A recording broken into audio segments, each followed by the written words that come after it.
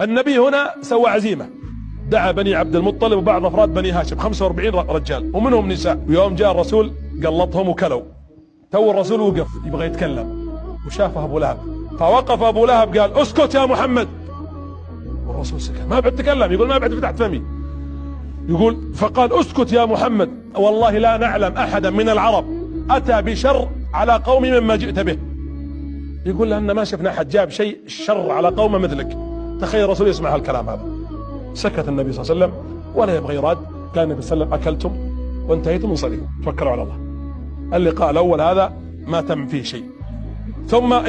ثم بعد ذلك النبي عليه الصلاة والسلام بدأ فكر شو يسوي، قال نعزمهم مرة ثانية. ما نفع اللقاء الأول، جمعهم النبي صلى الله عليه وسلم، وأول ما جلسوا على الطعام قام الرسول قال أن الحمد لله. أول مرة أسمع هذه الكلمات، بس شوفوا الكلام كلها حمد وثناء. أحمده وأستعينه، يناظرون، وأؤمن به وأتوكل عليه، وأشهد أن لا إله إلا الله وحده لا شريك له. يا قوم، يا بني عبد مناف، يا بني عبد المطلب، والله لو كذبت الناس جميعا ما كذبتكم، ولو غررت الناس كلهم ما غررتكم، والله الذي لا إله غيره إني رسول الله إليكم خاصة وإلى الناس عامة.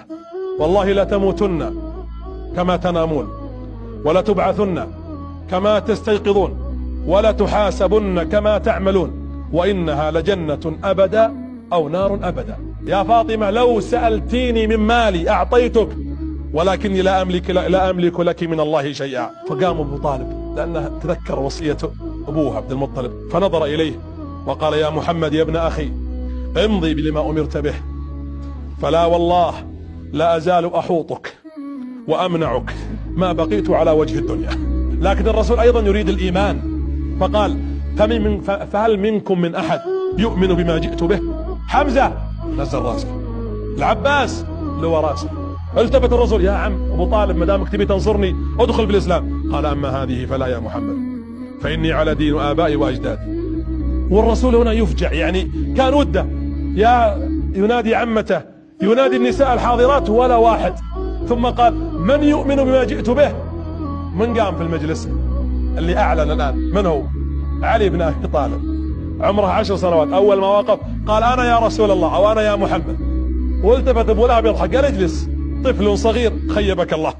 قال لعلي تقدم يا علي، ضع يدي في يدك، فيمدها ويضرب النبي بها عليه، يعني كالمبايعة.